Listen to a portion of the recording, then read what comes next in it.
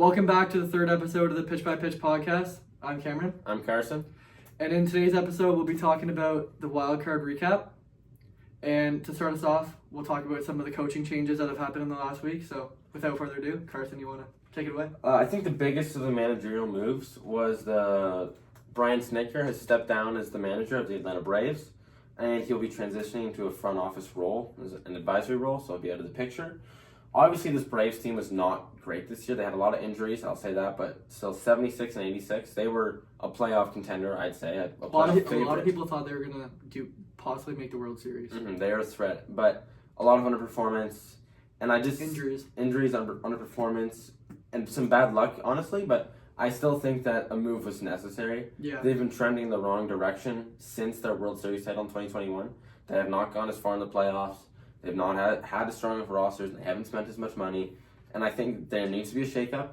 And Brian Snitker is a good manager, but he started to he's made some suspect decisions. I don't think he's elevated the team as much as he did back in the start of the decade, in 2020, in the ALCS, 2021, in the World Series. Yeah, obviously. they won the World Series 2021. And since then, he's kind of fallen off. So I don't think this is a huge loss. No, I think they definitely need something different. For sure. And I hope they make the right choice, because I still think this team is good. Yeah, no, they definitely have a decent roster. He coached the Braves for a long time as well. But I think they need a reset. They obviously were not close. The Marlins finished ahead of the Braves this year, which is kind of embarrassing. Crazy, yeah. To think about. I don't have too much of an opinion on this move. I think it was definitely necessary, though. I agree with. I still think they have the right pieces in place, Austin Acuna, Michael Harris, even Drake Baldwin as well. Drake Baldwin, I was impressed by him. Obviously they lost Max Fried and Matt Olson too. And Matt Olson. But they still have Chris Sale, they still have Spencer Strider, they still have those guys, and I think they. Spencer Strider's been he's been horrible this year. I'm not giving up on him yet. I don't think he battled injuries as well, and he's got some great stuff. Yeah. Did they really sell at the deadline? Did they get rid of anybody? I don't even I'm trying to think. They kept on to Marcell Ozuna, which I thought they should have traded. I don't Has think he been good this year? I haven't really. He was an all-star last year, and then this year. Yeah, he's always been a good hitter. It's just but he's in not, the field. He's mid.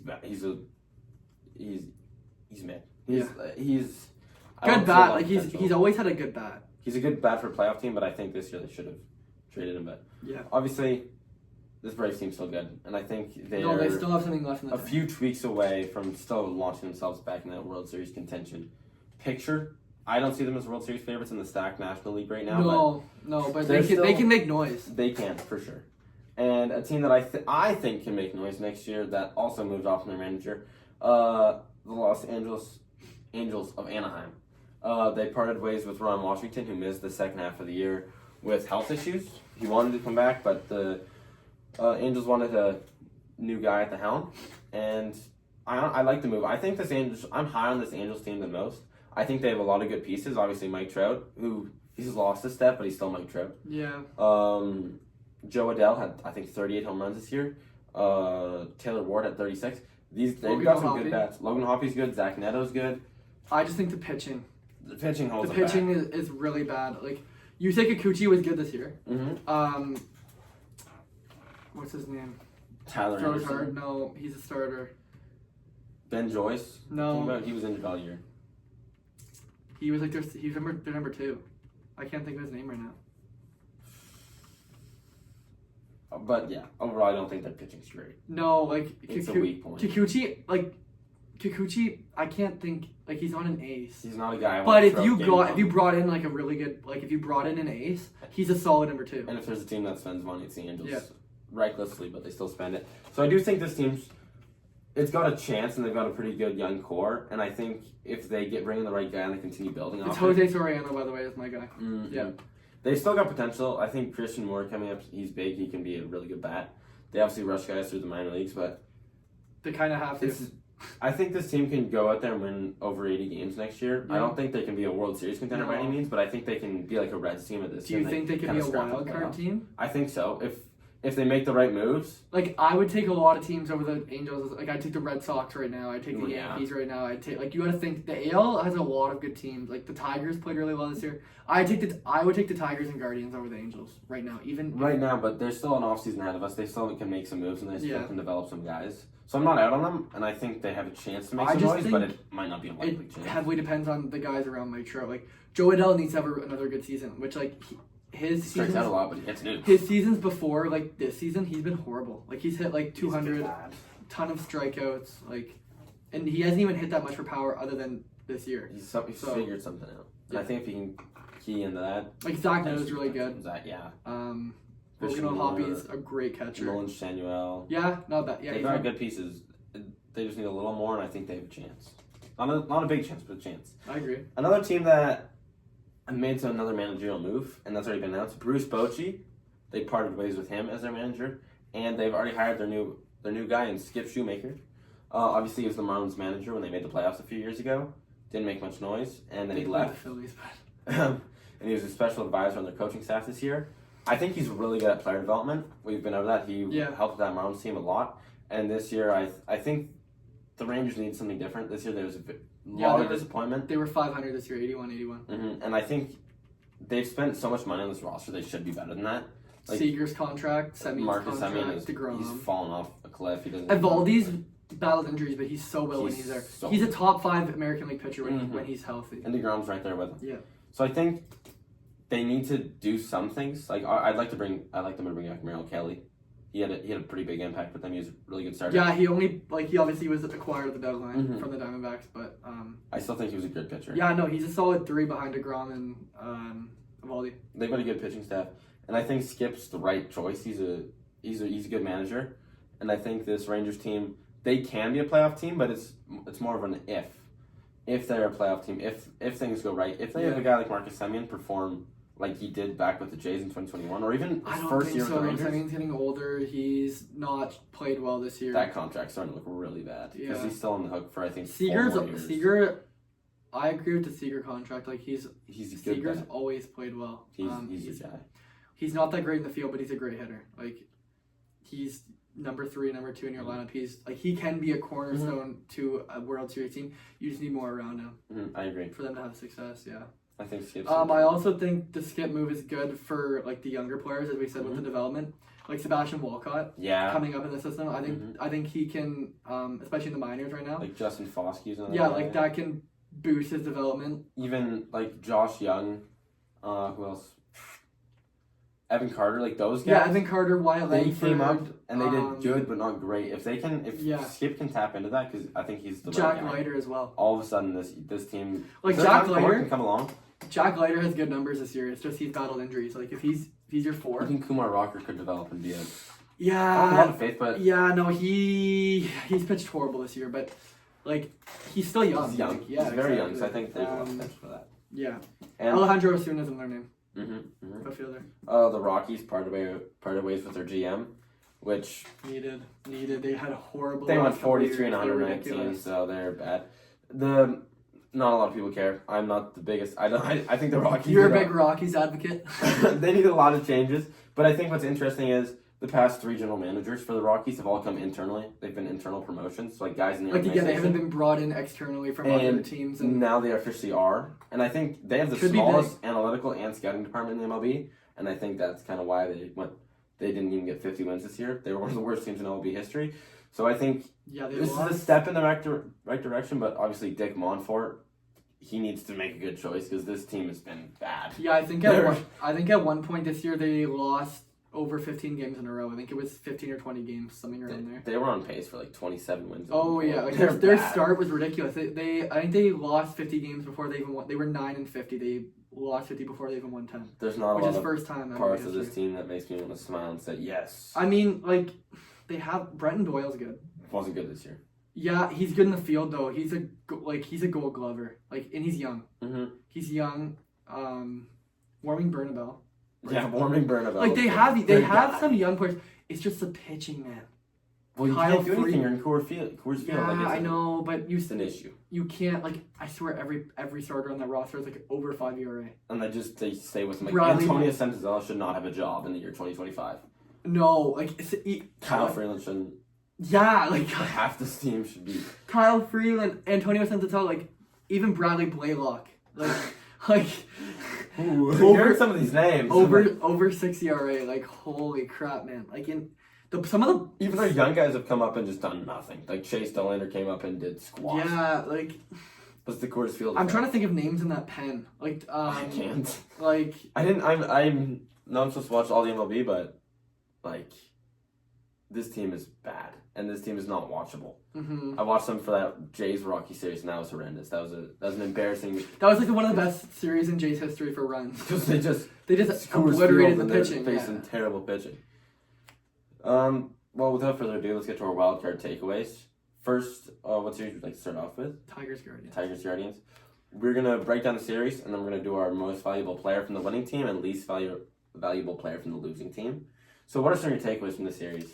I think the pitching was really big in Game 1. Mm-hmm. I think Skubal won you that game. Like as I predicted in the first episode of the wildcard breakdowns. Tigers bullpen held up in that game. Like Will Vest, he closed it out. He only gave up one hit in an inning in the third. The Guardians had 4 hits the whole game. Kwan is 0 for 4. Yeah. Ramirez 1 for 4, but he had a single. Like you need more of that. You need more from Jose and Kwan. Manzardo, I'll touch on that later. We prefaced the importance of those 3 guys, especially in this weak lineup, and they didn't perform. And the Tigers only had 5 hits as a team. Like it's not like the Tigers had a crap ton of hits. They're blowing out the Guardians. Like it was a 2-1 game. And another big thing I'll mention too. 9th inning, Ramirez got to 3rd on an error. Like he hit I think it was probably going to be an infield single. Baez threw the ball away. He got to 3rd with no outs, and they could not hit him in to tie the game in the 9th, which is not good. It's really bad.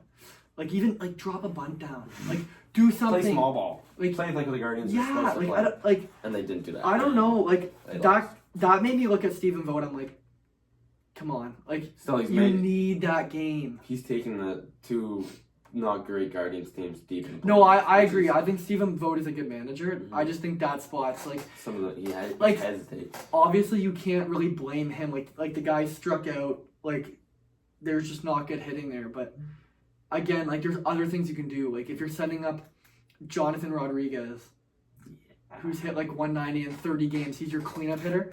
Like make him drop a bunt down, put pressure on the defense. Like Ramirez is fast. Like.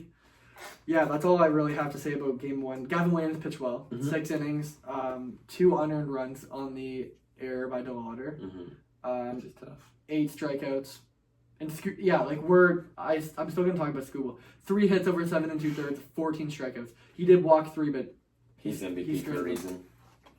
My biggest takeaway from the series was the Shane Bieber trade. That, obviously they sold at the deadline, but think about this. Good take. Imagine if you had Shane Bieber Game 1. Instead of Gavin Williams, because look, in Game 3 they started Slade Ciccone. Ciccone, yeah. He did his job. He pitched 3 1/3.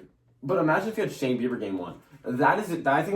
Or even Gavin Game 1, Bieber Game 2. I think that flips the series completely on its head because Shane Bieber's really good. He performed this year, and I think it might be a long-term success, but in the short term, this team made the playoffs, and they could have had a key arm in Shane Bieber, and they didn't. Yeah. And I think that came back to bite them. I don't know, though. I still think they would lose Game 1, because do you think Bieber would give up? Or what if you had Bieber Game 2, or Gavin Williams Game 2? That's the Guardians better than Tanner Bybee. But the Guardians still won Game 2. But then you're still Tanner Bybee Game 3.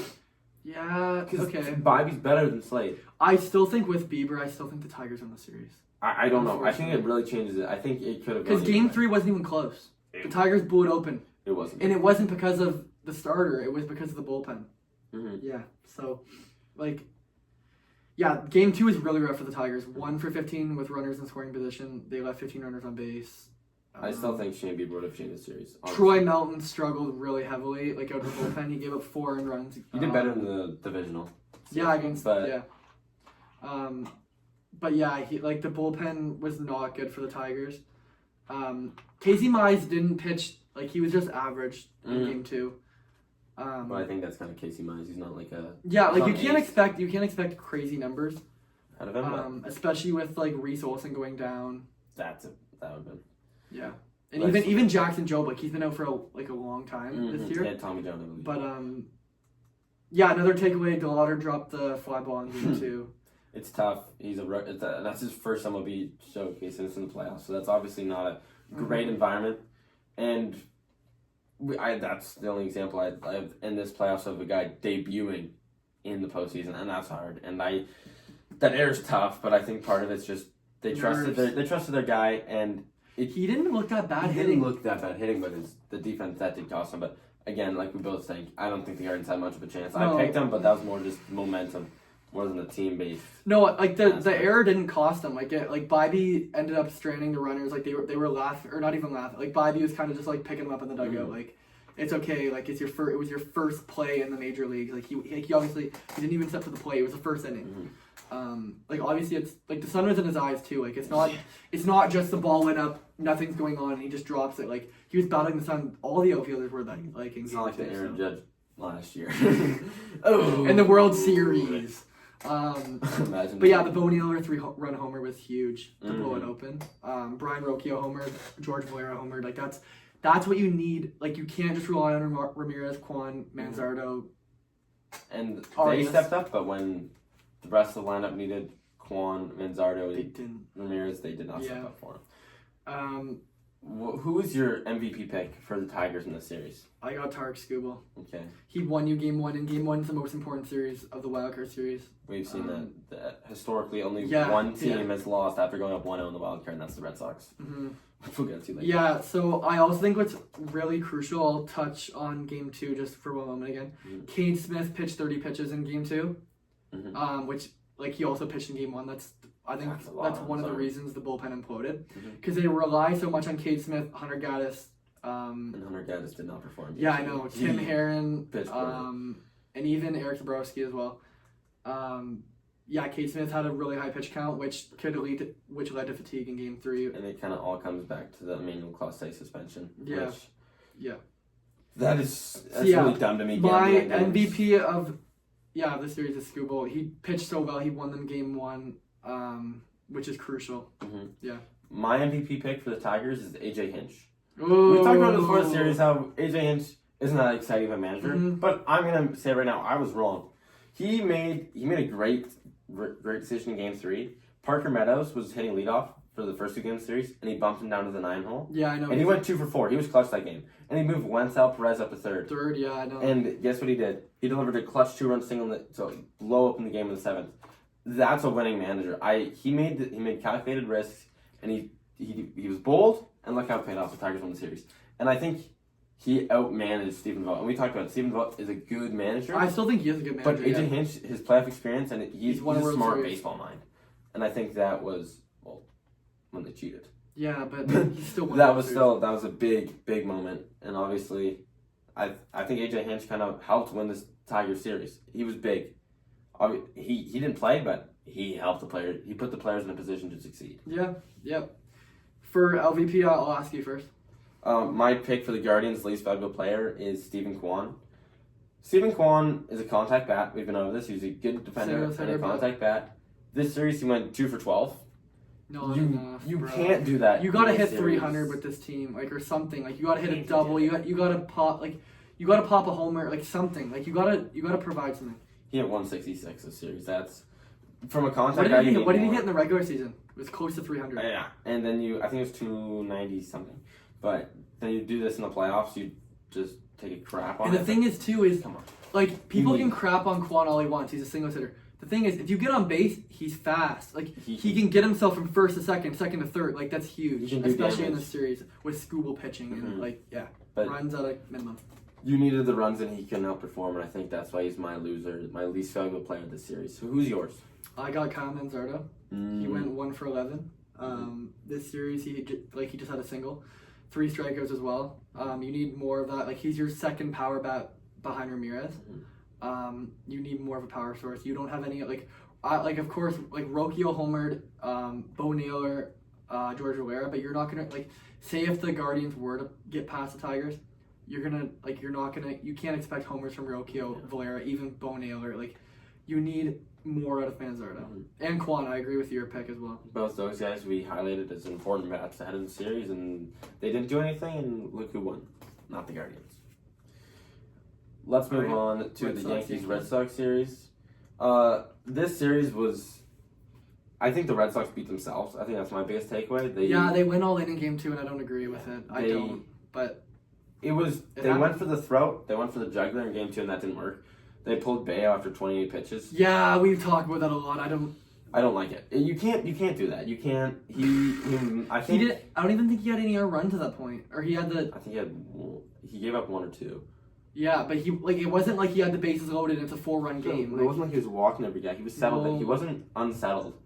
He just wasn't. He wasn't throwing his best stuff. But if I was Alex Cora, I'd give him a little more time because you pushed all your chips in game 2, and you lost, and then. They were set up to fail in game 3, and then they had to have a great performance, which they didn't because they made errors, they made costly decisions, and came back to bite them. And it's unfortunate. I would have liked seeing the Red Sox win, but right now, with how the Yankees Chase series is going, I'm not complaining. But I think Masataka Yoshida, he played great. He's your MVP? He's not my MVP for that. Well, he's on the Red Sox. Oh yeah, right. But I just want to highlight his performance. He played very well. He did. He hit well. He hit over 500. I also think Lucas Giolito could have changed this series. His injury is very costly because I feel way more comfortable Giolito second, Bayo third, than Bayo. And with Giolito being in second, or even if they started Bayo then Giolito interchangeably, I don't think the Red Sox would go all in game 2 because you trust. Because the thing is, I think what Alex Cora was thinking is, we have Bayo, we trust Bayo, but if Bayo gets into a rocky situation, we're gonna pull him because we don't trust Connolly early game 3, which you can't really blame. The guy has he does a low amount of starts. 40 innings. Yeah, he was the youngest Red Sox in history to start a postseason game. And obviously we saw Cam Schlettler dominate his first, but you can't expect that. You can't expect that. Trey Savage. Boom! 11 strikeouts. Okay, we'll talk about that in another episode. Kevin Barker was hype over that. Ben Rice did hit the 2-run homer on. Ben Rice and Jazz Chisholm, I think, are must starts, and I think for the playoffs, it was especially against righties. Even against the lefties, I would still start Chisholm against a lefty. Even Ben Rice, I'm not going to expect him to go off, but he's moving down in the order. He can still make an impact because we've seen him do good consistently. Yeah. So Cora took out Bayo, puts in Justin Wilson to face Bellinger and Rice, which are 2 lefties. It's still a smart move. It's just risky, which he did get out of the jam in the 3rd. I also think David Bednar is a stud. He's a good closer. He helped lock down the series. Trevor Story played really well. He did. I don't want that to go understated. He played really well. One of the best seasons of his career. I think he can. I didn't expect it. I think he can really build on that towards next season.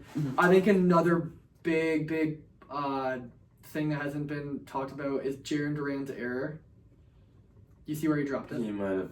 I might bring him up later. Yeah. But that was a very costly error. He dropped the Judge fly ball to give the Yankees a 3-2 lead in the 5th. And it's you don't want that from him. And the thing is, he's a good fielder. He's a good outfielder. He makes that play 8 or 9 times out of 10. And right now, everyone in that outfield's under a microscope with how Rafael played horrible.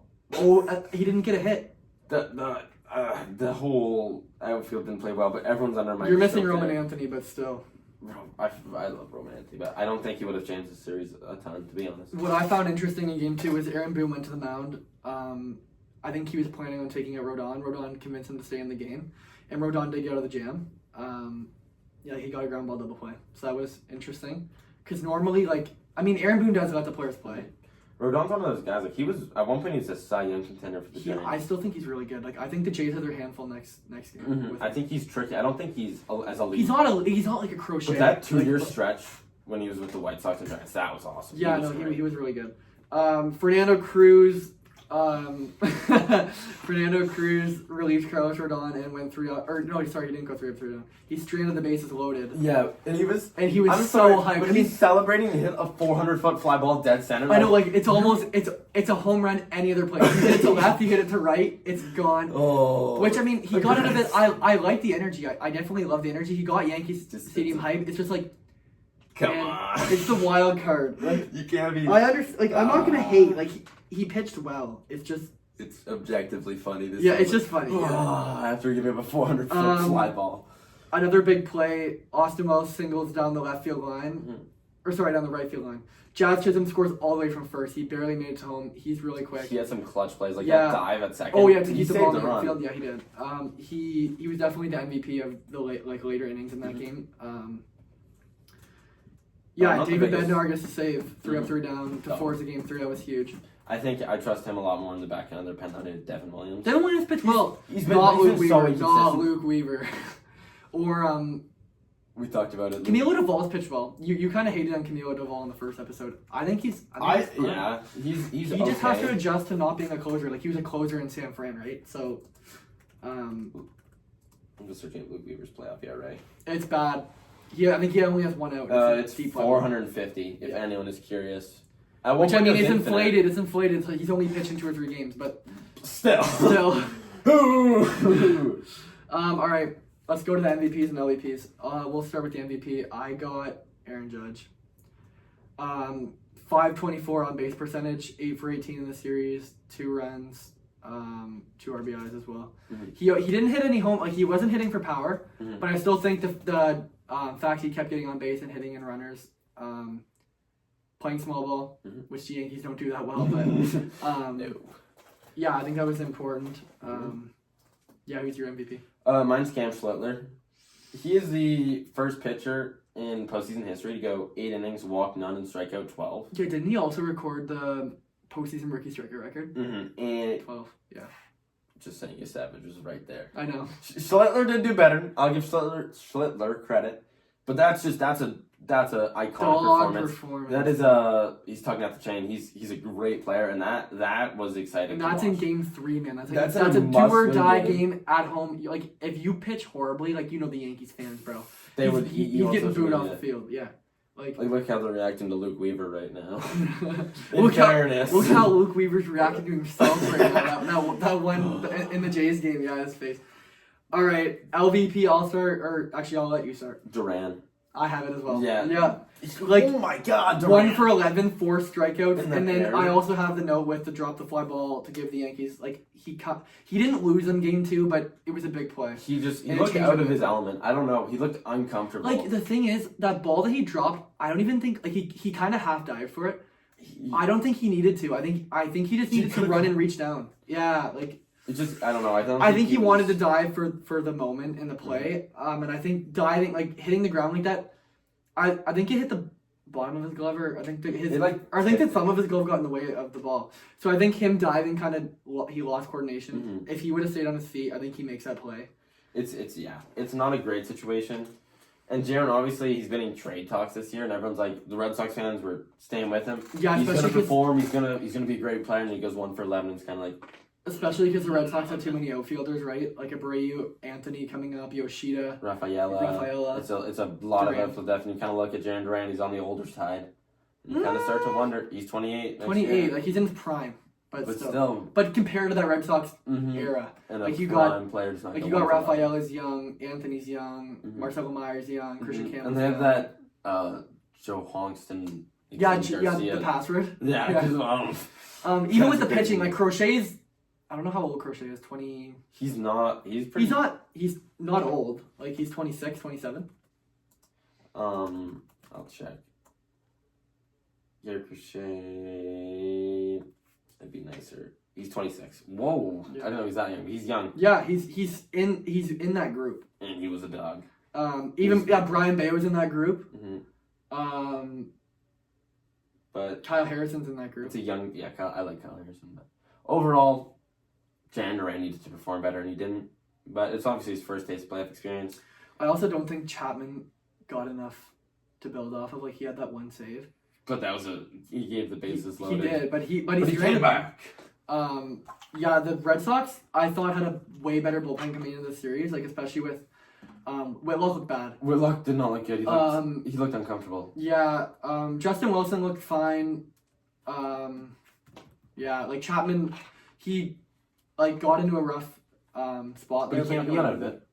And he's been historically good this year. So. All right, let's move on to the National League. Padres versus Cubs. This series was a little bit of a dud. I'm not going to lie. I thought this was a little bit of a dud. I thought this was going to be a shootout, like an absolute bomb show. this team going back and forth. It was not. I didn't trust the Padres lineup, to be honest with you. I picked the Padres because of the pitching. And the bullpen was lights out, really. They started Yu Darvish game 3. And we've talked about that so 9-year-old Yu Darvish. Michael King's right there. I don't know if you've been what, but I love Michael King. His pitches move like I've never seen, and here they are not pitching. I was like, what are we? Because they're like Yu Darvish. And I think they went way too far into the bullpen game too. Like they had Adrian Moreon, but they still have so many Mason guys. Miller, they have so many guys, but you don't want your best players to be taxed going to game 3. That's just not good. Yeah, I get. Yeah. I also think that this series would have been completely lopsided if Justin Steele and Cade Horton were involved. Yeah, I think it would have been a sweep. It could have been, like, looking back on this Padres team, they have some work to do. I don't like Luis Arias. I think he gets a lot of hits, but he's not good defensively. Yeah. He doesn't walk. He doesn't hit for power.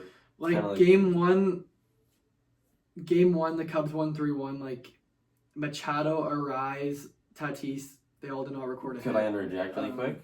Yeah. The Padres, they relied way too heavily on the long ball. Out of their 5 runs this series, 3 of them came off home runs. This year, I think a couple were off Shota. This year, they were 28th in home runs in the MLB. So you can't rely on that. And Jackson Merrill hit one, Manny Machado hit one. But like this team, they had the I think 7th highest batting average in the MLB this year, and they go out and do that. It's kind of you're not doing. Especially it's like the Guardians. They didn't play small ball, and the Padres didn't play contact. The thing is, that's also alarming is they have a bunch of playoff experience, and they like Tatis, Machado, Bogarts, Jake Cronenworth was bad. Oh, yeah, he didn't get ahead. He was 0 for 10, 0 for 11. Yeah. We did not enter the Cron zone. Machado played really well in game 2. I'll give him that. I think. With the homer. And so did Mason Miller. Yeah. That trade, I'm just saying, I like that. Like, I think it's a pretty fair trade. Honestly, Mason Miller's really scary. Like, you have one of the best the A's need to rebuild. I mean, Miller is young, but you don't need that. You don't need a closer when your team wins, 65 games a year. Yeah, and especially you're not scoring enough runs for him to get enough high quality appearances. They scored. They won 76. Yeah, no, they turned up at the end of the year. They were I think they had the same record as the Rays or close to, which is kind of crazy. I'm not going to diss your Rays. But Leo DeVries is a really good player. Yeah, I think he will be, but I still think Mason Miller, they're trying to win. Pivetta pitched. He did all right. He did fine. 5 innings, 2 runs, and it was 2 long balls. I think it was back-to-back Carson Kelly and Seiya Suzuki. But yeah, he pitched fine. The Padres gave up 3 runs in that game. You just can't do that. You know what I think was a big factor in the series, and I think will be going forward? It's the Cubs' defense. Daniel Palencia. He was really good. The Cubs' defense is great. Dansby Swanson, Nico Horner up the middle. That's awesome. And then Pete Armstrong, Kyle Tucker, they both did well. Pete made an error, but other than that, I think this defense can be a factor because if they can, a run saved is just as good as a run earned at the end of the day.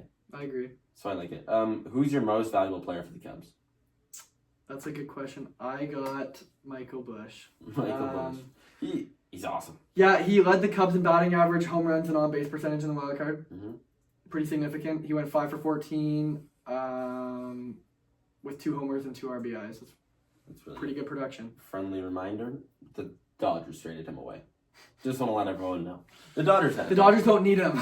They don't, but imagine if they had him. Ooh, all of a sudden that lineup's a little scarier than it is. And it's already terrifying. My MVP for the Cubs is Carson Kelly. Same name. Yep. Same skill. He has 333 and 4 hits in the series. Carson Kelly, he was a big piece in the Paul Goldschmidt trade years ago, and then he's kind of just been floating around the MLB, but he found a home with the Cubs.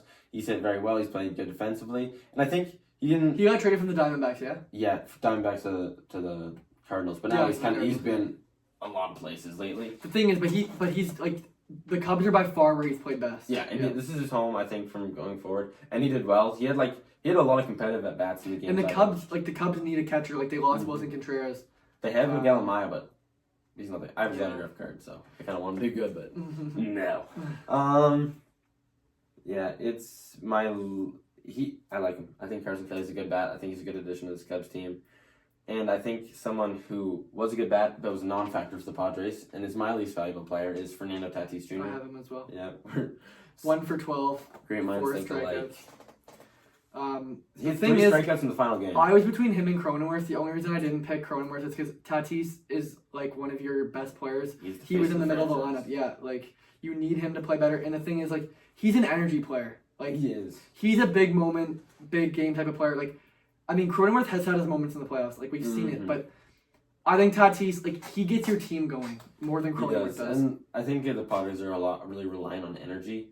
And they didn't have any momentum this series. Maybe game 2 they won, but even that I was like they relied too much on pitching. Yeah. So at the end of the day, I think Tatis is the energy. I do think if their lineup produces, like, they're a World Series team, especially with the bullpen. Like, if the Padres are leading after the 6th inning, I think it's very likely you're gonna win the game. Like, you got Morejon, Miller to close it out, Wandy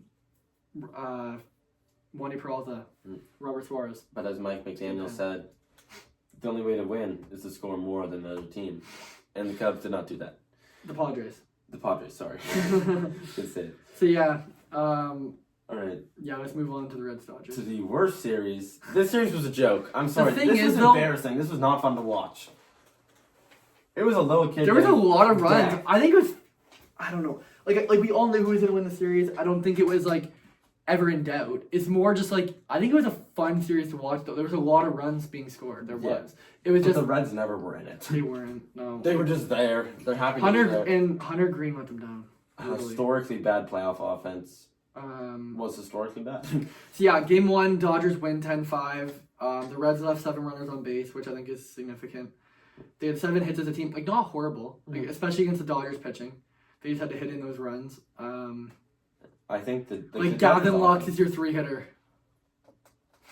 I mean, he was actually pretty good, but still. Yeah, I know. No, like, I'm not dissing Gavin Lux. It's more just like when Gavin Lux was on the Dodgers, he was like their 8 holes, 9, 8. Like, and now he's the Reds 3. I find it interesting. Ellie De La Cruz hit 6 the whole series, both games.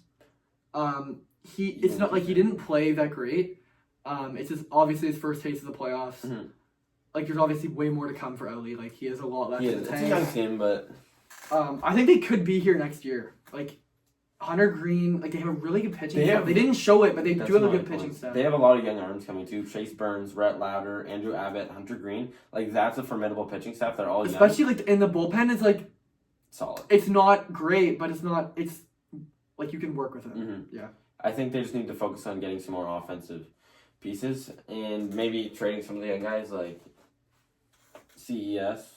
I don't need him. Encarnacion Strand. Yeah. Even like you're kind of stuck with a guy like Brian Hayes. He's not even young anymore. He's 26. Like, you traded for him. I don't know why they did that. No, I know, but he's so good defensively. If he could just hit 250, but he can't. Like, it's just I like get him on steroids. That'll help him figure it out. Like, I was actually excited about Brian Hayes. I'm not even gonna lie. Like, I was like, when the Pirate, like when he was for 1 year, the Pirates like this team is on the. I'm like Brian Hayes, O'Neal Cruz, like O'Neal Cruz is at short and Brian's at third. I'm like, this could be a good infield. No, O'Neal Cruz is in center. And now he's Brian Hayes is on the Reds. Yeah. And Jared Triolo is at short. Making errors. Making it funny. Yeah, game 1, Green started it off, which I agree with. I don't think Terry Francona made a bad move there. And Hunter Green just didn't do anything. He didn't perform. He didn't pitch well. He pitched 3 innings, 6 hits, 5 earned runs, 3 homers, struck out 4, walked 2. Like, it's not good enough for your ace. Like, I'd say along with Ellie De La Cruz, he's your face of the franchise. Him and Ellie. Yeah, like Andrew Abbott's been incredible. The lights were brighter than expected for Hunter Green. That's not right. I mean, it's hard though. First playoff start, Dodger Stadium. It's hard, especially against that lineup. Like, you got to feel for him. He'll be back next year though. Like, I don't like this team might not be a playoff team. He's still. They're always gonna be knocking at the door. Yeah, he's still one of the best pitchers in the league. So who's your MVP for the Dodgers? Teoscar Hernandez, obviously.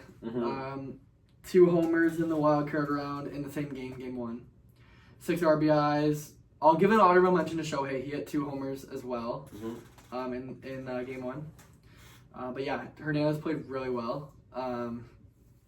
Yeah, I think he's a good player. Yeah, really good player. And he's also played well in Game 1 of the DS against the Phillies. Yeah. My pick was Kike Hernandez. I was between Hernandez, or both Hernandezes. Yeah. Betts, Ohtani, like their offense went off. Like even Freeman, Freeman played well. Yeah, I'll let you touch on Kike. I think that's a testament to the Reds pitching. Yeah. Like the thing is though, you heard me in the predictions. I said the Reds have a good pitching staff, which they do. It's just they just didn't perform. I don't even know. Like the Dodgers sometimes you gotta tip your cap. Like the Dodgers played so well. Like you were talking about the X Factor Betts as well. Like Betts performed. He did, and he played. He was an average hitter, maybe a slight above average hitter, but not the Mookie Betts we know this year. Yeah. And yeah, he's also playing well in the DS as well. I think that's why Kike Hernandez, he has a spot on this roster. He hit 203 this year, but look at him. He's a playoff performer. He's had playoff experience. He's been on the he's one of the longest tenured Dodgers. And look, he went to the Red Sox that 1 year. But yeah, he was there. He's been here for a while. Just went to the Red Sox for 1 year, and that was bad. Yeah, he had 4 hits in the wild card. He was a good bat. Obviously, he wasn't crucial to their success because it's the Dodgers. They didn't need him. It's not like they were winning by 1 run. It's nice to see him perform. And I think for the Reds, my least valuable player was Elly De La Cruz. I knew you were going to pick that. He had 2 walks, and that was it. Yeah, that's all he put in the box score. He didn't have a single hit. And I get it, it's his first a playoff experience, but this is supposed to be your face of the franchise. This is supposed to be the guy. I remember him coming up, everyone was so hyped. Yeah. He's fast, he has homers, but he doesn't. And his second half was historically bad. I think he only hit 3 homers in the second half. And he has the potential to just things have to click. And I would have liked to see him do more in the playoffs. And I think he can be one of the best players in the league. He has the tools. Yeah. He's what Oneil Cruz could have been. But Oneil Cruz, I think he still could be. It's just I think he needs to get out of Pittsburgh. Yeah, we'll talk about that on a separate episode. Yeah, later. Not in the playoffs. Yeah. Oneil Cruz is not in the playoffs, and he's never going back. And the Pittsburgh Pirates are nowhere close, so don't got to worry about them. My MVP, I was gonna pick Elly. I did not. Or sorry, the LVP. Yeah. Sorry, Hunter Green. He lost you Game 1. And you can't do that against the Dodgers. Which is crucial. If the Reds took Game 1, all of a sudden it's like... If you really think about it, I think if the Reds took Game 1, they probably are favored to win the series. They have all the momentum. Because again, we talked about the stat. Only one team is won Game 1 and lost the series. As good as the Dodgers are, it's baseball. Anything can happen. Obviously you're in Dodger Stadium. It's hard. The Dodgers are one of the best teams at home in the MLB this year. But, Hunter Green really let you down. I agree. The Reds did score runs though. They scored off the Dodgers. They scored 9 runs in 2 games against the Dodgers staff of Yamamoto and Snell. Yeah, plus it wasn't really off the start. No, it was the bullpen, but still, it's that's honestly impressive. It's just if you really think about it, that doesn't score runs. Yeah, if the starters held it down, they have it. They could have won this series. I think it was the Dodgers hit too well. It's also it's their first time. Yeah, combination between the Dodgers way too good on the offensive side, and the Reds just didn't execute on the pitching side. And it happens. They'll be back. Yeah. They should be back. Alrighty, I think that concludes our episode. Recap. Yeah. We should come out with another one later in the week. It'll be the divisional series recap. Divisional series recap. And eventually the championship series predictions. Playoff are buzzing by. But it's been a great watch. It's been really good so far. I'm enjoying it. Roll Birds. Signing off. Roll Yankees. No, I'm joking. Yeah.